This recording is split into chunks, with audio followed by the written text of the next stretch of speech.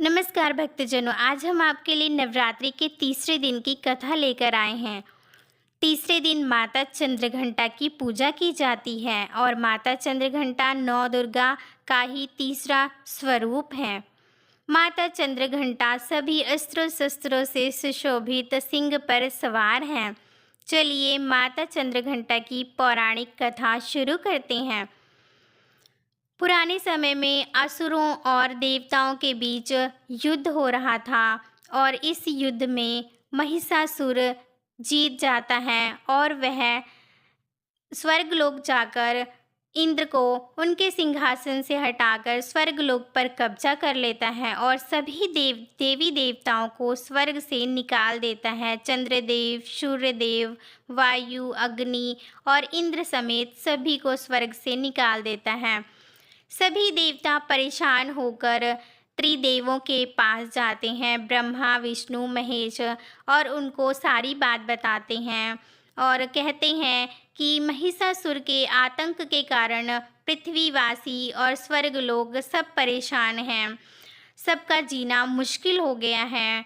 तभी त्रिदेवों को ये सारी बात सुनकर बहुत क्रोध आता है और उनके क्रोध से उनके मुख से एक अग्नि, एक तेज निकलता है और वह देवताओं के मुख से निकले तेज में व्याप्त हो जाता है।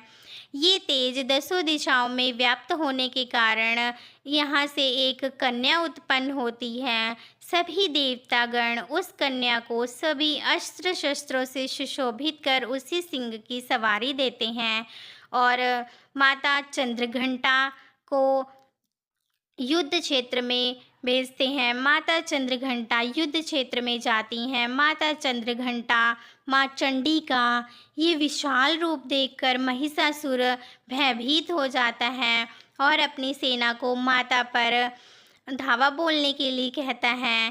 तभी महिषासुर, ऐसा माना गया है कि माता चंद्रघंटा महिषासुर की सेना का क्षण भर में ही वध कर देती हैं और फिर महिषासुर को परास्त कर माता देवताओं के पास पहुंचती हैं और उन्हें उनका सिंहासन देकर वहां से अंतर्ध्यान हो जाती हैं। तो ये थी माता चंद्रघंटा की कथा और नवरात्रि के तीसरे दिन की कथा। ये कथा आप सभी को कैसी लगी कमेंट कर अवश्य बताएं। जय माँ चंद्रघंटा।